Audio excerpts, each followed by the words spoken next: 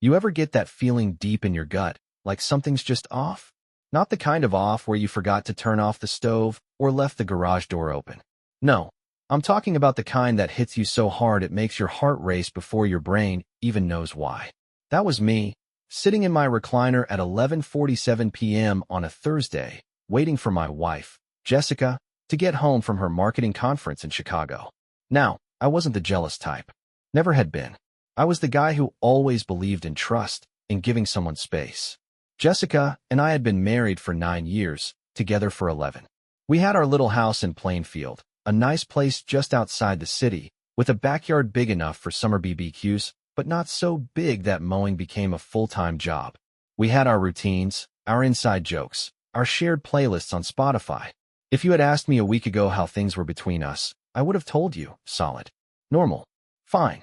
But that was before this trip. She'd been gone for 3 days, off in downtown Chicago, staying at some fancy business hotel, the Waldorf Astoria, for a series of important meetings. It was a big deal for her, or so she said. A major client, a huge campaign pitch, something about brand strategy and engagement metrics. Words that didn't mean much to a guy like me, but I nodded along anyway. I work in logistics, managing fleet operations for a freight company out in Joliet. My world is all about truck routes, fuel costs, and making sure shipments don't get stuck somewhere between here and God knows where. Marketing, that was Jessica's thing. And normally, I was proud of her. I liked that she had a career she cared about. But this trip felt different. It wasn't just the trip itself, it was how she acted while she was there. Her texts had been too cheerful, too bubbly. Jessica wasn't the kind of woman to overdo enthusiasm. She had a sharp wit, a dry sense of humor, a kind of ill-tell-you-like-it-is attitude. But suddenly, she was sending emojis, exclamation points, messages that felt like they were written by someone else entirely. Today was amazing. The client loved our pitch. So exhausted but so happy. Can't wait to tell you all about it. That was the first red flag. The second? The FaceTime calls that didn't happen. She usually checked in every night when she traveled, just a quick, "Hey, how was your day?" before bed. But this time, she always had an excuse. "Oh, babe, the Wi-Fi here is terrible. Let's just text." Or, "So sorry, I just got back to my room, and I'm dead. Talk tomorrow." I told myself not to overthink it. Work trips were exhausting. She was busy.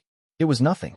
But that feeling, that nagging, crawling sensation that something wasn't adding up, stayed with me. And then, finally, she was home. I heard the car pull into the driveway before I saw it. The familiar hum of her white Toyota RAV4 as she swung it into her usual spot. The headlights cut through the blinds for a second before she turned them off, and I found myself holding my breath. Then she walked in. She looked different. Not in an obvious way, not like she'd gotten a haircut or was wearing something flashy. But there was something in the way she carried herself. The way she floated into the house, light on her feet, a smile so wide it looked almost painted on. "Hey you," she said, dropping her to-me suitcase by the door. She kicked off her heels, black pumps, the ones she only wore for big meetings, and pulled her phone out of her Michael Kors tote, barely glancing at me before she started typing.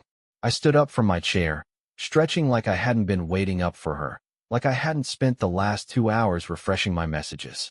"Long drive?" I asked, watching her. "Ugh. You have no idea," she said, laughing, as she kept tapping away at her phone. That laugh stopped me cold. It wasn't her normal laugh. Not the real, belly-deep kind she had when I said something funny, or the sarcastic little chuckle she gave when she was humoring me. No, this was different. Lighter. Almost giddy. Like she was still riding some kind of high. "What's so funny?" I asked, keeping my voice casual. She looked up, blinking like she'd forgotten I was even there. "Oh, just something from the trip. The team was hilarious this week. Inside joke, you wouldn't get it." She said it in a way that was meant to be dismissive, like it wasn't worth explaining. But something in my gut twisted. I walked over, pulled her into a quick hug. She smelled like expensive hotel soap and something else, something faintly musky, almost unfamiliar. I ignored it. "You seem happy," I said, trying to keep my tone light. "Yeah, I guess I am," she said, smiling up at me. "The trip was just really good. I feel like I nailed it, you know?" She pulled away before I could say anything else and grabbed her suitcase. "I'm just gonna unpack real quick, then crash. I'm wiped." That was another thing. Jessica never unpacked right away. Normally, she'd leave her suitcase by the door for a day or two, digging things out as needed. But now, she was in a hurry, like she needed to get to something before I did. I stayed in the living room, staring at the empty doorway she'd just disappeared through. And that's when I knew. Something had happened on that trip. Something she didn't want me to know about. And I was going to find out exactly what it was. Jessica disappeared down the hall, dragging her suitcase behind her, and I heard the bedroom door click shut. Not a slam, not even particularly loud, just firm. Like she didn't want to be disturbed. I stayed in the living room for a minute, staring at the TV without really seeing it. Some rerun of Chicago Fire was playing, but my mind wasn't on it. I could still hear her laugh in my head, that bubbly, giddy tone that didn't sound like her at all. Something was off. I stood up and stretched, making my way toward the kitchen under the excuse of getting a drink. The kitchen was down the hall from our bedroom, close enough that if I kept quiet, I could hear what was going on. I grabbed a glass, filled it with water from the fridge dispenser, and took a sip. Then I heard her voice. No, no, no. Not now. It was barely a whisper, but it carried. There was panic in it, that sharp edge of someone realizing they'd just made a huge mistake. I set my glass down without a sound. My heart started pounding. I moved toward the bedroom, my socked feet making no noise on the hardwood floor. The door was cracked open just an inch, just enough to see inside. Jessica was sitting on the edge of the bed, her suitcase open in front of her. And she was completely frozen. Her hands were clutching something. A small piece of paper, slightly crumpled at the edges like it had been hastily shoved inside her bag. Her fingers gripping it so tightly I thought it might rip. She wasn't blinking. She just sat there, staring at whatever was on that page like it had personally ruined her life. Her breathing was shallow, her lips slightly parted. I could see her chest rising and falling too fast, like she had just gotten bad news over the phone. I stepped inside. Jess. She jumped so hard the paper slipped from her hands and fluttered onto the bed. In one frantic motion, she snatched it back up and shoved it inside her suitcase, slamming the lid shut with both hands. Jesus, Ryan, she snapped, pressing a hand to her chest. You scared me. Sorry, I said, my eyes flicking to the suitcase. Didn't mean to sneak up on you. You okay? She let out a breathy, forced chuckle. Yeah, I just thought I lost something. Something important? I asked, keeping my voice even. Just work stuff, she said quickly. Too quickly. I took a step closer, watching her. She was still a little too still, like she was trying too hard to act normal. The Jessica I knew, the woman who had sat across from me for nearly a decade of meals, road trips, lazy Sunday mornings, was a lot of things, but a good liar? She wasn't one of them. I nodded slowly, leaning against the doorframe. Work stuff. Yeah. She exhaled sharply, shaking her head as if trying to snap herself out of whatever had just happened. Just a stupid thing. I'll deal with it later. Then, before I could say another word, she stood up, grabbed her toiletries bag, and practically rushed past me toward the bathroom. The door closed a little too fast behind her. And then, the lock clicked. I stayed where I was, staring at the closed door, my mind racing. She had never locked the bathroom door before. Not in all our years of marriage. Not even when she was mad at me. My throat felt dry. I looked back at the bed, at the suitcase that now held whatever had made her face go pale as a ghost. Something was wrong. Something was very, very wrong. The sound of the shower filled the house, the water pressure rattling the old pipes. Jessica always took long showers after a trip, said it helped her reset after a long drive or flight. But I knew this wasn't just about getting clean. She was hiding. I stood in the bedroom, staring at her suitcase. It sat there, zipped up tight, right where she left it. I wasn't the kind of guy who went through my wife's things. In nearly a decade of marriage, I never had a reason to. But I wasn't stupid, either. That look on her face when she read that paper, the way she froze, the way she snapped when I walked in, something wasn't right. And I was done ignoring that feeling in my gut. I sat on the edge of the bed, hesitated for half a second, then unzipped the suitcase. It was packed neatly. Jessica was always the organized type. Her folded jeans, a couple of sweaters, the usual travel-sized toiletries stuffed into the side pouch. I sifted through everything carefully, not wanting to leave a trace that I had been in there. Then, halfway through, I found something strange. Tucked between two pairs of jeans, beneath a folded gray cardigan, was a small gift box. My stomach tightened. It was wrapped in silver paper, tied with a thin black ribbon. Elegant. Deliberate. It wasn't a last-minute airport souvenir, and it sure as hell wasn't something she had picked up for me. I would have known if she had planned a surprise. I lifted it out carefully, turning it in my hands. There was no receipt. No store name. Just the wrapping, precise and perfect. I pulled at the ribbon. It came undone easily, the knot slipping loose like it had been tied with careful hands. I peeled back the silver wrapping and lifted the lid. Inside, nestled in delicate white tissue paper, was a silky red lingerie set. I blinked, my breath catching in my throat. It was new. The tags were still attached. But what hit me harder than anything was the style. It wasn't like anything Jessica owned. It was bolder, more revealing. Not the kind of thing she ever wore around me. And then I saw the note. Tucked beneath the lace, folded neatly like a secret. I picked it up, my fingers suddenly unsteady. 3 words. For next time. The room tilted. I gripped the paper so tight my knuckles went white. The words blurred for a second as my pulse pounded in my ears. For next time. Not our time. Not a gift for me. For next time. For someone else. The shower was still running when I walked out of the bedroom. Steam curled under the door, thick and heavy. Jessica wasn't in a hurry. She never was after a trip. Normally, I wouldn't have thought twice about it. But tonight, I knew better. She wasn't just unwinding. She was stalling. I walked down the hallway, my mind racing. That note in her suitcase, for next time, was stuck in my head like a bad song. The words wouldn't leave me alone, and no matter how many explanations I tried to come up with, none of them made sense. I stepped into the garage and pulled the door closed behind me. The overhead light flickered on, casting a dim glow over the space. My Ford F-150 sat parked in its usual spot. Jessica's white Toyota RAV4 was next to it, coated in a thin layer of dust, a few faint streaks on the handle, like she had grabbed it in a hurry. I reached for the driver's door and pulled it open. The Chanel perfume she always wore lingered inside, but something else mixed with it. Something faint, almost clinical. Hotel air freshener. I shook that thought off and pressed the start button. The dashboard came to life, the center console screen glowing in the dim light. The Bluetooth icon blinked, searching for her phone. I ignored it and tapped the navigation button. A list of recent destinations appeared. My stomach tightened. Home. Indianapolis International Airport. That made sense. She had flown out of there for the conference. Conrad Indianapolis Hotel. I frowned. Jessica had never mentioned stopping anywhere after her flight. She was supposed to land at 5:15 p.m., grab her luggage, and drive straight home. She had even texted me from the airport. Just landed. Heading home now. But the GPS told a different story. I tapped the Conrad Indianapolis Hotel entry, and the details popped up. 6:02 p.m. Arrived at the Conrad Indianapolis Hotel. 10:30 p.m. Departed for home. I felt my pulse hammer in my throat. 4.5 hours. Jessica had landed, picked up her car, and driven straight to a hotel. Not home. Not to grab dinner. Not to meet a friend she had told me about. A hotel. And she had stayed there for over 4 hours. I gritted my teeth, my breath slow and controlled. She had made it sound like she had just gotten home from a long, exhausting trip. But I knew the truth.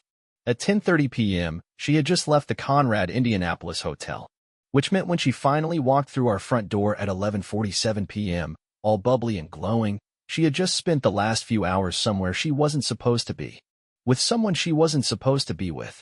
I reached for my phone, my hands trembling as I snapped a picture of the screen, making sure the address, date, and timestamp were crystal clear. Then I shut off the engine and sat there in the dark, gripping the steering wheel, my mind caught between rage and disbelief. Jessica had lied. And now, I had proof. I barely slept that night. I lay in bed staring at the ceiling, listening to Jessica's slow, steady breathing beside me. She had fallen asleep almost immediately, curled up like she didn't have a care in the world. Meanwhile, my mind raced, playing through every possible scenario. I had proof. The GPS didn't lie. She had landed at Indianapolis International Airport, picked up her car, and driven straight to the hotel, where she stayed for 4.5 hours before heading home. And then she had walked through the front door, acting like everything was normal. Like she hadn't just spent the last few hours with someone else. I wanted to wake her up right then and there. To hold my phone up, show her the GPS history, and demand an explanation. But I didn't. I needed more. If I confronted her now, she'd deny everything. She'd come up with an excuse, twist the story, turn it back on me. No, I had to be smart. I had to be sure. So I made a plan. The next morning, Jessica woke up in an unusually good mood. She hummed softly as she got dressed, moving around the bedroom with an energy I hadn't seen in months. At one point, she caught me watching her and flashed a bright smile. The same kind of smile she had when she walked through the door last night. "Morning, babe," she said, pulling her hair into a ponytail. "I'm thinking of making pancakes. Want some?" I forced a small smile. "Sure." She kissed me on the cheek, something she hadn't done in weeks, and practically bounced out of the room. I watched her go, my jaw tightening. Jessica wasn't stupid. She must have felt something was off. Maybe she sensed that I was distant last night. Maybe she noticed I didn't hold her as tightly as I usually did when we went to bed. And now, she was covering her tracks. She was being extra affectionate, trying to smooth things over, trying to keep me from asking too many questions. I needed to move fast. Later that morning, after Jessica left for work, I sat down at the kitchen table and pulled out my phone. I had never done anything like this before. I had no idea where to start. But after a few minutes of searching, I found a name that stood out. Tom Grady, Private Investigations. His website was simple, nothing flashy, just a clean page with a phone number and a list of services. Infidelity Investigations was right at the top. I hesitated for half a second before dialing the number. The line rang twice before a gruff voice answered. "Grady." I cleared my throat. Hi. I need to talk to someone about hiring a private investigator." There was a short pause. "You local?" "Yeah. Indianapolis." "All right. You free to meet today?" I hadn't expected things to move this quickly, but maybe that was a good thing. "Yeah," I said. "Tell me where." 2 hours later, I pulled into a small parking lot outside a rundown office building on the outskirts of town. The sign on the door just said Grady Investigations. No frills, no nonsense. Inside, the office was just as bare bones as the website. A wooden desk, a file cabinet, a couple of chairs. The only sign of life was a half-empty coffee cup sitting beside an old leather notebook. Behind the desk sat a man who looked like he had seen it all. Mid-50s, stocky build, salt and pepper stubble. He wore a plain brown jacket over a gray button-down, and when he looked up at me, his eyes were sharp, like he could size me up in a second. "Ryan?" he asked, standing up and extending a hand. "Yeah," I said, shaking it. His grip was firm.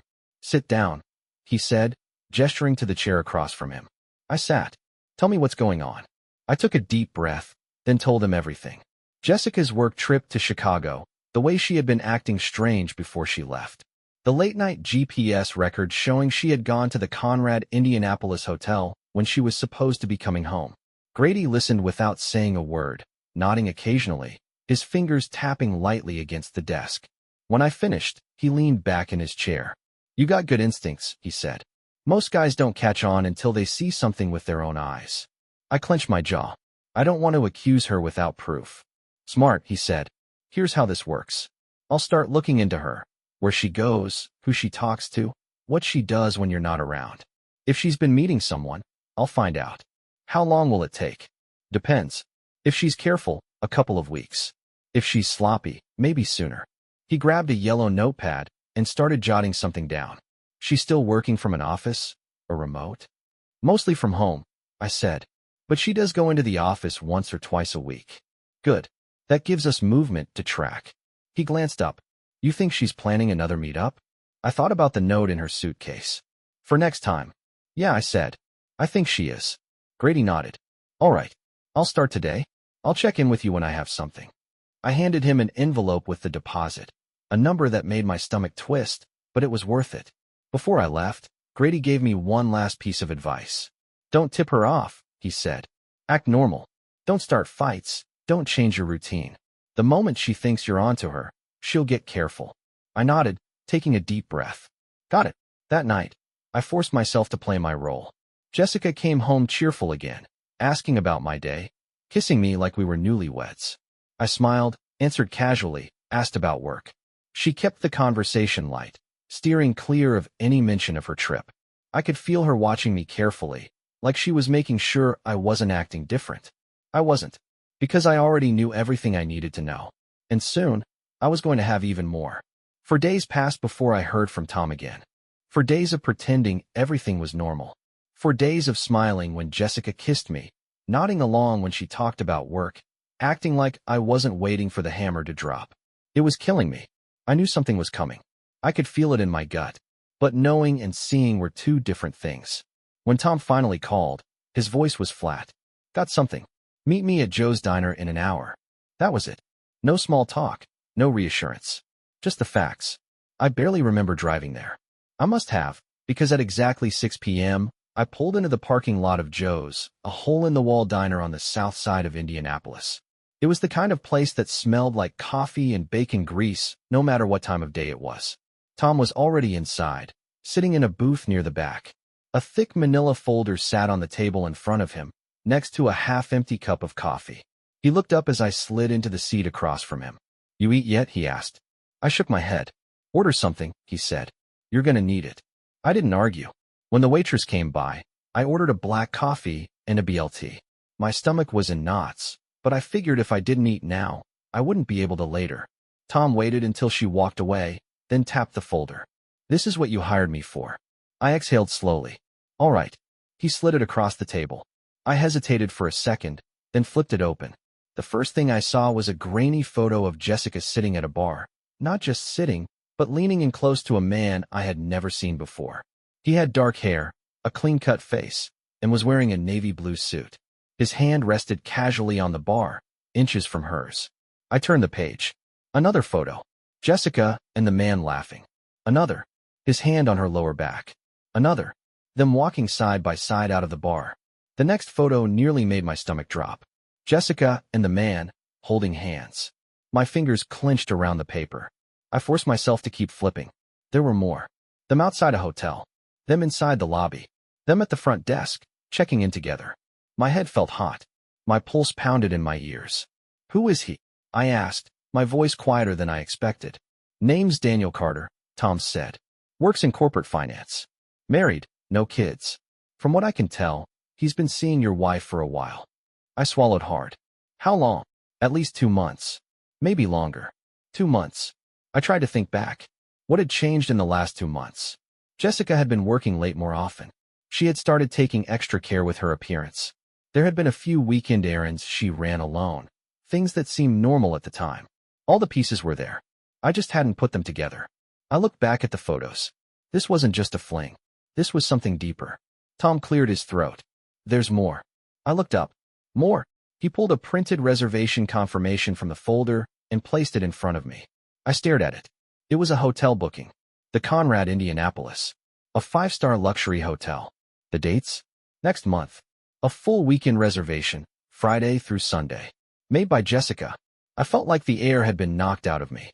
She wasn't just seeing this guy. She was planning a future with him. She was already setting up their next getaway. Tom let out a slow breath. "I know this is a lot." I closed the folder, pressing my palm against it. A lot didn't even begin to cover it. I thought about Jessica at home, acting like everything was fine. Kissing me. Smiling at me. Telling me she loved me. And the whole time, she had another life running in the background. I pushed the folder back toward Tom.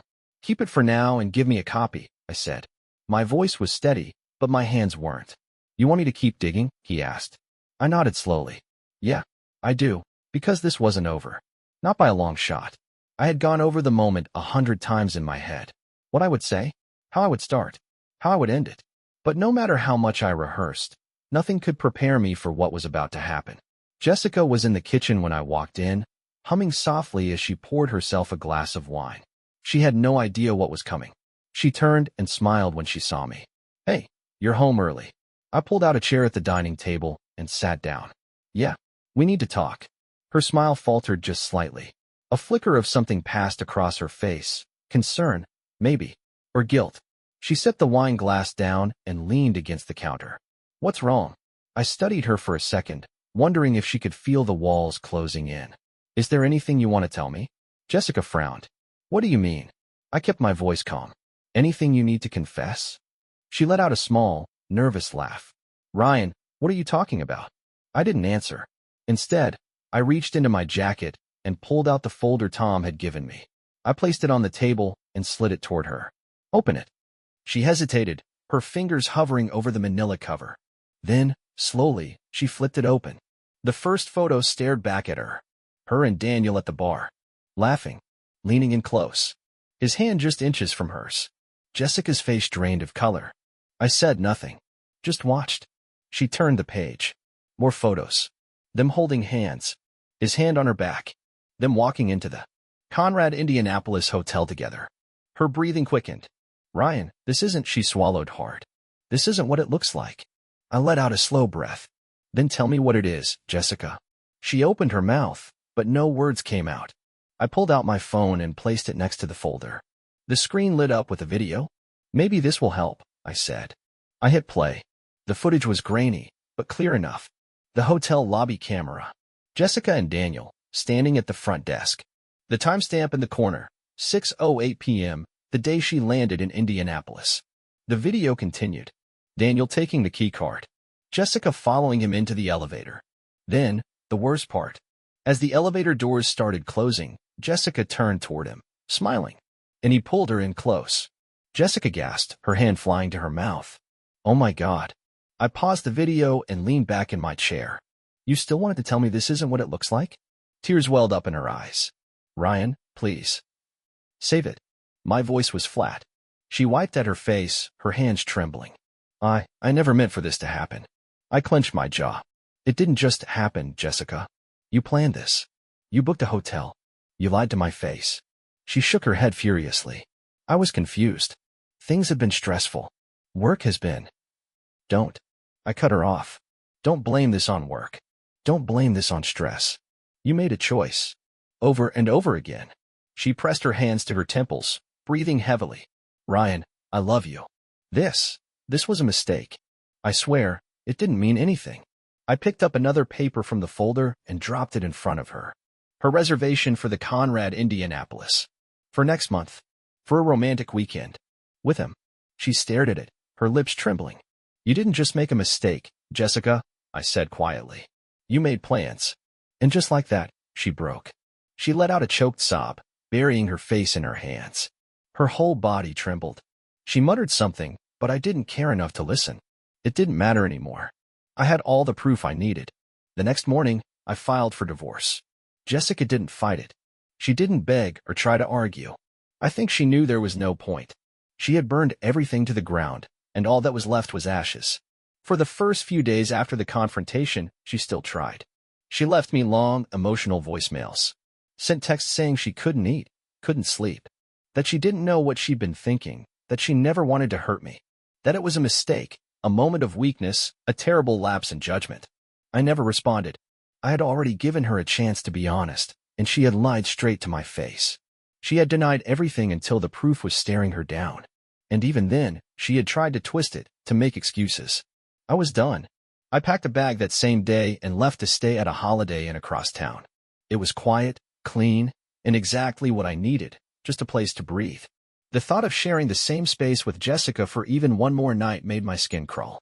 2 weeks later, I moved into a one-bedroom apartment in Broad Ripple, a neighborhood just north of downtown Indianapolis.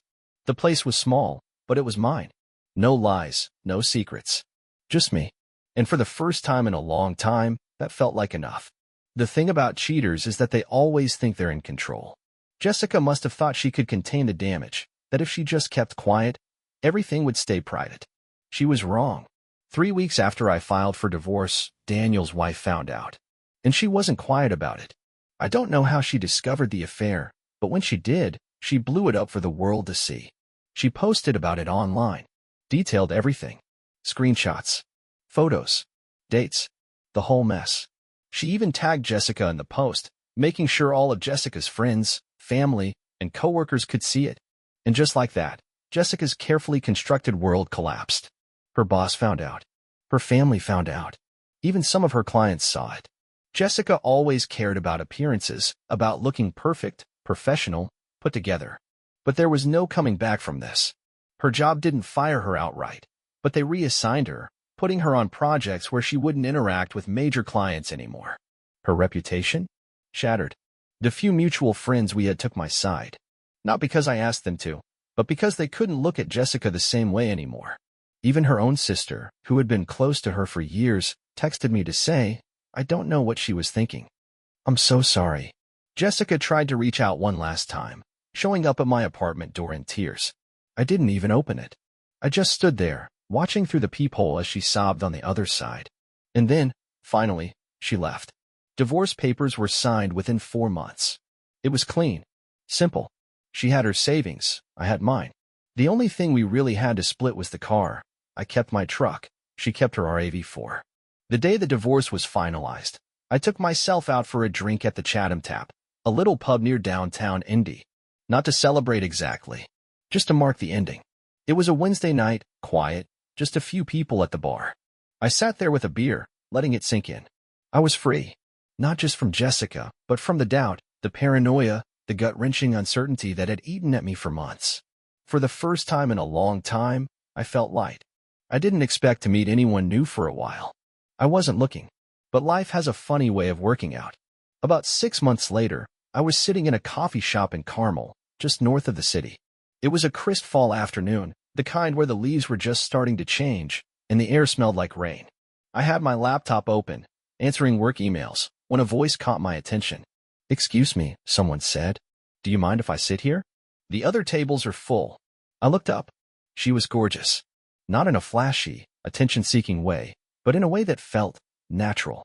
Warm brown eyes, dark blonde hair pulled into a loose ponytail, and a soft smile that made my chest feel lighter.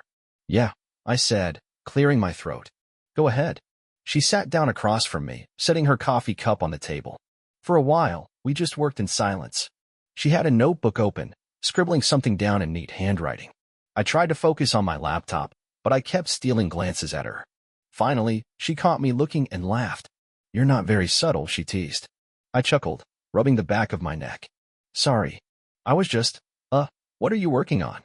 "Grad school stuff," she said, tapping her notebook. "I'm studying to be a therapist." I raised an eyebrow. "A therapist, huh? Guess I should watch what I say then." She smiled. "Don't worry. I'm off the clock." I don't remember how long we talked after that. But when I finally packed up my laptop, I hesitated. Before I could overthink it, I pulled out my phone. "Can I?" I started. She grinned. "I was hoping you'd ask." She handed me her phone, and I punched in my number. Her name was Sophie. Looking back, I don't regret what happened with Jessica. I regret who she became, but I don't regret that it ended. Because if it hadn't, I wouldn't have found myself sitting in that coffee shop, talking to Sophie. I wouldn't have discovered that sometimes endings aren't just endings, they're beginnings too. And this time, I was ready for one.